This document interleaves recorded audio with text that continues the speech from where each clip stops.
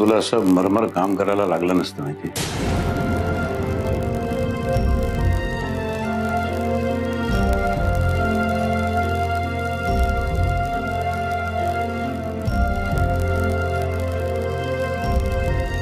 बाबा काही काय बोलता तुम्ही?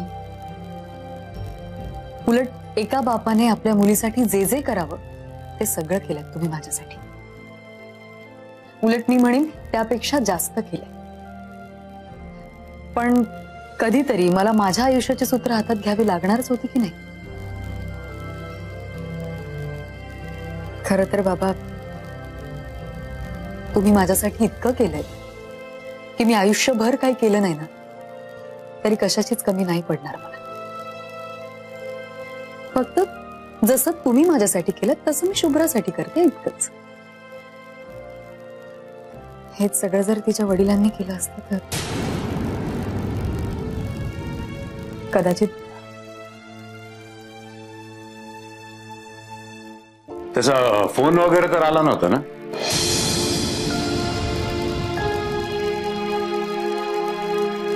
बाबा दरवर्षी हा प्रश्न विचारता तुम्ही मला आणि त्याचं उत्तर तुम्हाला सुद्धा माहिती.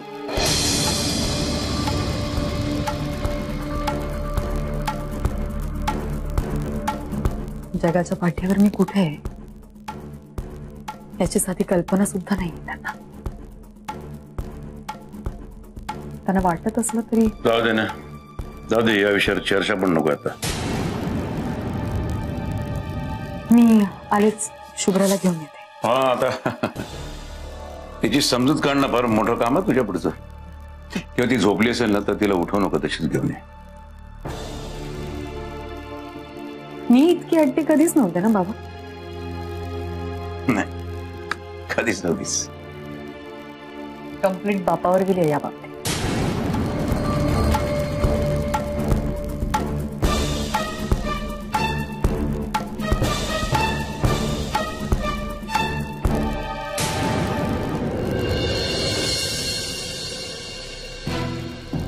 हा एकूण 100 एकर जमिनीचा पट्टा आहे.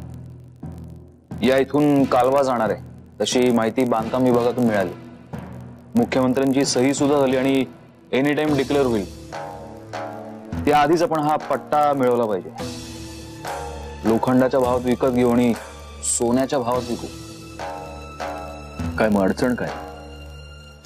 दादा होळकर समोर ही माहिती त्यालाही मिळाली आहे. सर्वात आधी त्याचा अडसर दूर करायचा आहे आणि मगच हे बघ व्यंग, म्हणजे फार नडानडी होणार असेल तर जाऊ दे.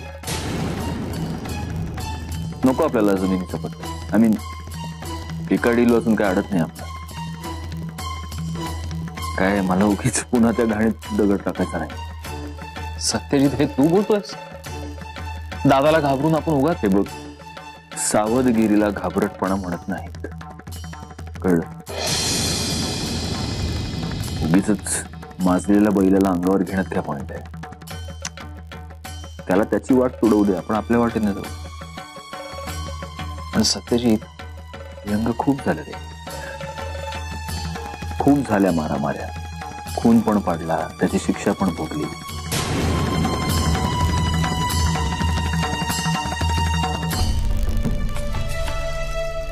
बरंच काही गमावल्यानंतर आता थोडंफार हाती लागलंय माझ्या. मंजिरी गेली, शुभ्राला घेऊन गेली, मग आई गेली. आता बाबा चला ना. ओ आलो आलो आलो आलो. जा तू जा पटकन बेडवर जाऊन पट. मी आलो. जा लवकर या. हो येणार. गुड नाईट व्यंग काका. लांबूनच. एक मिनिट. बाबा लवकर चला. हो आलो आलो. जा तिला झोपव जाऊन बेडवर. जा.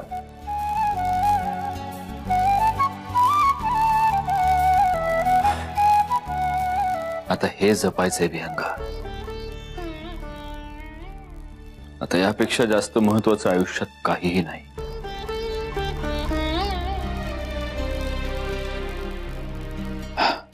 ठीक आहे, मी बघतो काय करायचं. पण एक आहे सत्य, जे शालिनी मावशीला जमलं नाही, मंजिरी वहिनींनाही जमलं नाही, ते आर्यानी केलंय. एक राडेबाज सत्यजित मुधोळकर आता जवळजवळ संत सत्यजित झालाय. देवाला हेच हवं होतं बहुतेक, म्हणून त्यावेळी जे झालं ते झालं. सुहासराव, अहो तुम्हाला मुलगी झाली या. सायलेन्स. मला नाही, त्या सत्यजितला मुलगी झाली. हे बघा, असं अभद्र काहीतरी बोलू नका. अभद्र काय याच्यामध्ये? हा, प्रिया आणि सत्यजितचे चाळे अख्ख्या कोल्हापुरामध्ये प्रसिद्ध आहेत. त्यातूनच निपजलंय हे पाप. तुझं हे बोलणं ऐकून घेण्यासाठी तुला इथं बोलवलेलं नाही आम्ही. परिस्थिती काय आहे ते समजून घे आणि मग तोंड उघड तुझं. अहो सुहासराव, बाळाला जन्म देऊन प्रिया हॉस्पिटलमधून पळून गेली. हॉस्पिटलवाल्यांनी तक्रार नोंदवली. पोलीस प्रियाला शोधतायत, पण प्रियाचा कुठं बी पत्ता नाही. आणि आता तर पोलीस बाळाच्या बापाबद्दल विचारतायत. मग सांगा, त्या मुलीचा बाप खून करून जेलमध्ये गेलाय म्हणून? जेलमधून सुटला की घेऊन जाईल मुलीला. मला कशाला बोलवलंय? सुहासराव तुम्ही अरे फुकणीच्या, निघ निघ इथनं. तुझ्यासारख्या माणसाकडनं कसली बी अपेक्षा करणं हे चुकीचं आहे मुळात. चारे, त्याला दरवाजा दाखव, दाखव त्याला दरवाजा. आहे हो आजी, तुम्ही मला काय ऍटिट्यूड दाखवताय? हा, हे पाप तुमच्या नातवाचंच आहे. त्या हरामखोर बाईने स्वतःच्या तोंडाने कबूल केलाय, कळलं? अरे माझ्या राजा, कोण खरं बोलत या, कोण खोटं बोलत या, हे जर तुला कळत नसेल तर आमचं बोलणंच खोटलं इथं. नकाच बोलू मग, नाहीतरी तुमच्यापैकी कुणावरही माझा विश्वास नाहीच आहे आता. ती प्रिया नको, तो सत्यजित नको, तुमच्यापैकी कोणी मुधोळकर नको. I am done with you people. आता तरी मला माझं आयुष्य जरा सुखाने जगू द्या.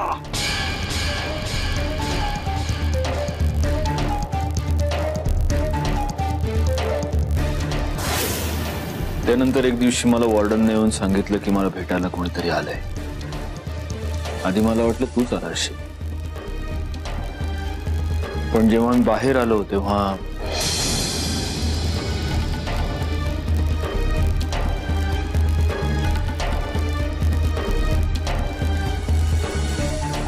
तू इथे येशील असं वाटलं नव्हतं.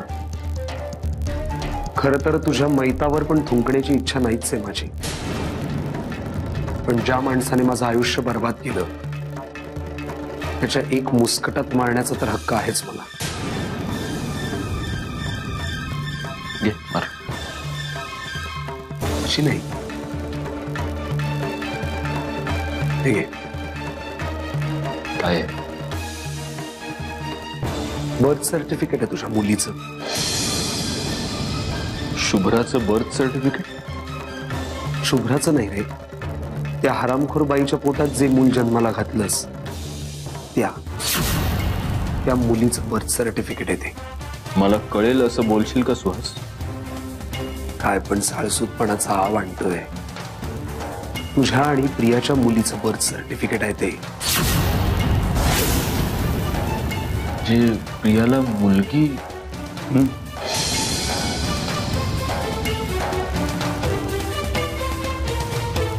खूप स्वप्न पाहिली होती मी, खूप पाहिली होती. त्यातलं एक हे सुद्धा हक्क, मला एक मुलगी असेल, तिच्या नुसत्या असण्याने माझं आयुष्य उजळून निघेल. उजळून नाही, पण तुम्ही दोघांनी उधळून टाकलं माझं आयुष्य.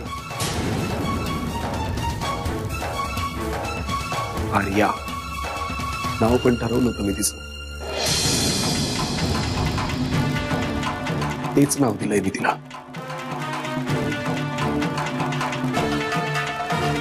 ते बर्थ सर्टिफिकेट माझ्याकडून गिफ्ट तुला. आर्या सत्यजित मुधोळकर.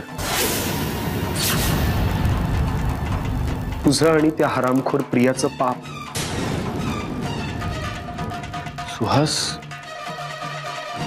सुहास, अरे ही तुझीच मुलगी आहे. प्रिया खोटं बोलले तुझ्याशी. केवळ तिला तुझ्याबरोबरचं लग्न. शटा पाप केलंस तर निदान ते कबूल करण्याचं धाडस तर ठेव. तुझ्यापेक्षा ती बरी तोंडावर बोलून तोंड काळं केलं तिने. सुहास, तो तिचा डाव होता.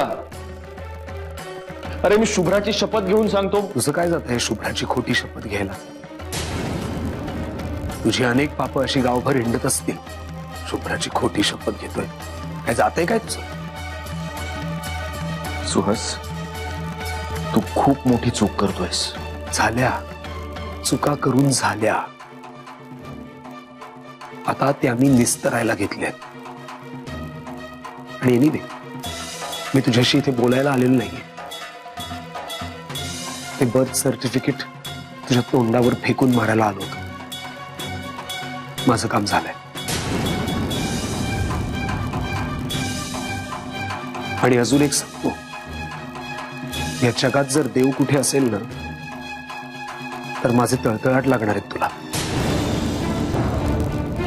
आयुष्यात कधीही सुखी होणार नाहीस तू. न तू, न तुझी ती प्रिया, न तुमची ती अनवरस मुलगी आर्या सत्यजित मुधोळकर.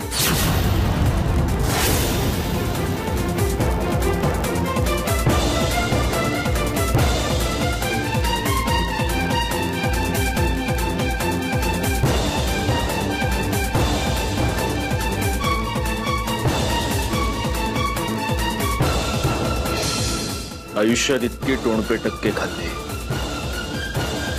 पण जीव द्यायचा विचार कधी मनात सुद्धा आला नव्हता. पण ती एक स्टेज अशी होती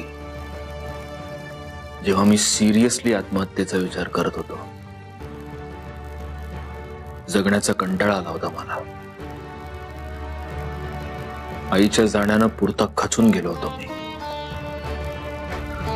आणि त्यातच तू येऊन सांगितलंस की मंजिरी शुभ्राला घेऊन कोल्हापूर सोडून निघून गेली. कुठे गेली काहीच माहित नाही.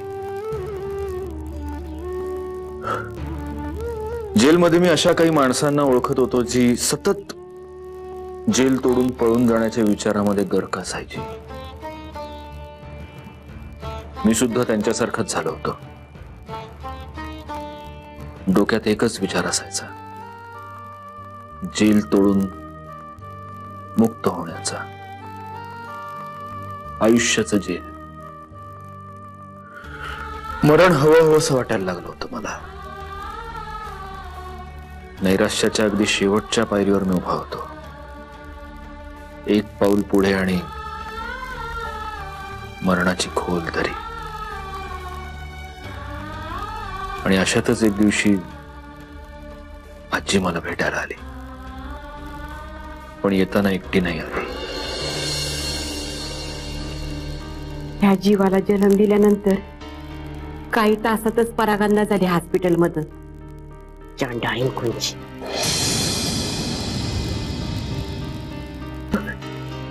बघ कसा चेहरा दिसतो.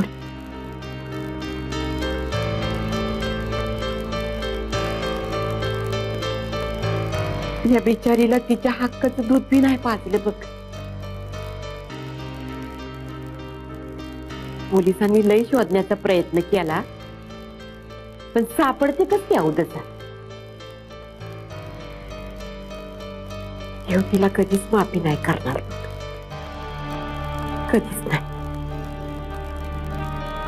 एवढ्या उलट्या काळजाची निघल असं वाटलंच नव्हतं बघ.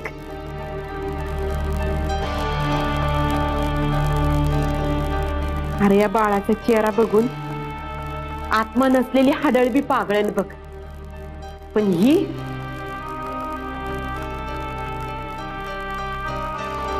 माणसाच्या जातीला काळी महाय मेली.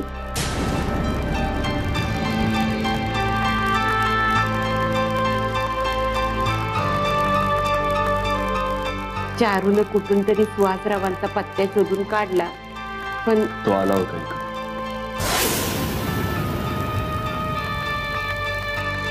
त्याला असंच वाटतंय की ही माझी मुलगी आहे.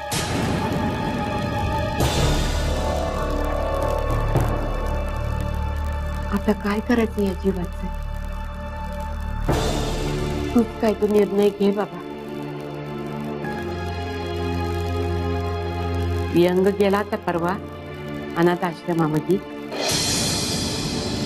त्याने चौकशी केली, ते घेतात मुलं. यंग म्हणला, तुम्ही काय म्हणतात ते डोनेशन जे काय ते घ्या, पण ह्या पोरीची काळजी घ्या म्हणून. पण जीव होत नाही रे. ह्यापेक्षा जास्त आपण तरी काय करणार रे? एवढं गोंडस बाळ अनाथाश्रमात देऊन टाकायचं?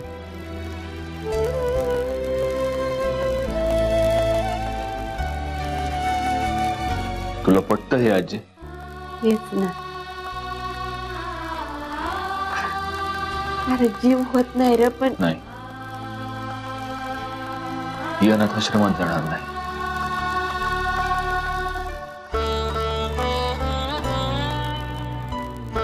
ती मुधोळकरांच्या घरातच वाढेल.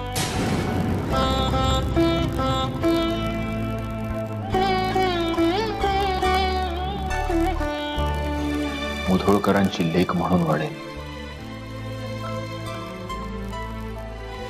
नाहीतरी त्या सुहासनं डोक्यात राख घालून घेऊन तिचं हेच नाव रजिस्टर केलंय. आता तिचं तेच नाव राहू दे, आर्या सत्यजित मुधोळकर.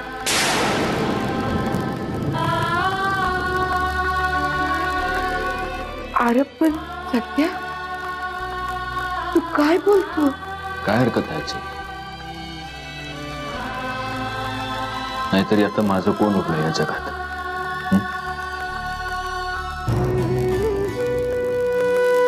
रक्ताची पोर कायद्यानं तोडून घेतली माझ्यापासून.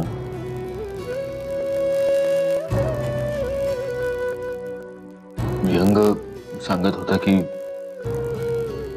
मंजिरीनं शुभ्राला घेऊन आता कोल्हापूरही सोडलंय. त्याला सुद्धा कळवायची तसदी घेतली नाही सरनाईकांनी की ते नेमके कुठे चाललेत. त्यामुळे उद्या मी जेलमधून बाहेर आल्यावर मला शुभ्राला बघता येईल याची काहीच खात्री नाही.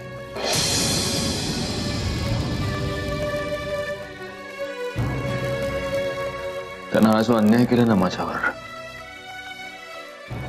कदाचित ही त्याचीच भरपाई आहे.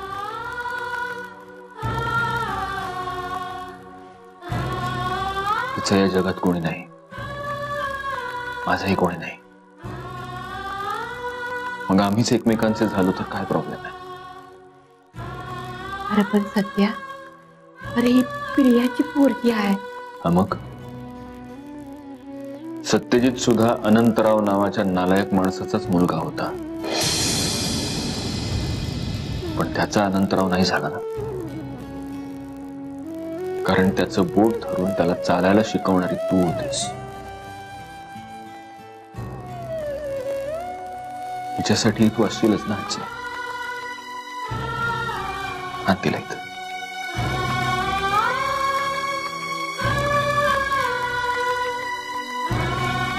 बोल बच्चू, कोण आहे? बाबा आहे?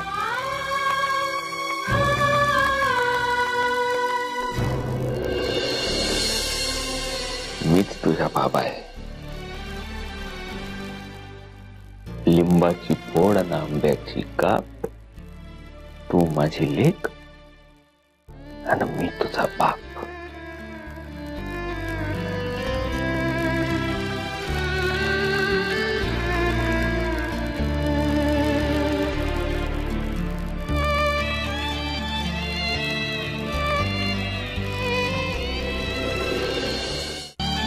बस त्या दिवसापासून मीच झालो हिचा बाप.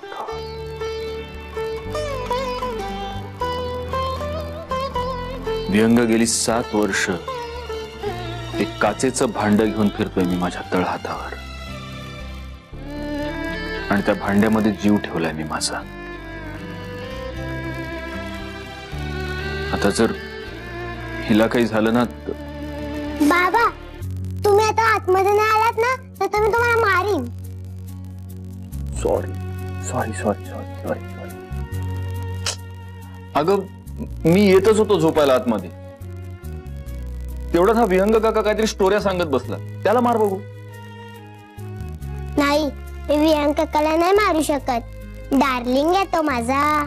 यस. आर्या, हा शब्द कोणी शिकवला तुला? सत्यजित कवान. तिच्यासाठी डार्लिंग म्हणजे आवडता. झालं, तू सुद्धा टिपिकल बापासारखा वागायला लागलास ना. माझी काय दिशा द्यायच्या समोर. तुम्ही काय बोलतात मला कळतच नाही. विहान काका तू उद्या या बाबांना गोष्ट सांगायला. आता मला झोपायचंय. ओके चल, गुड नाईट, उद्या भेटू. बाय.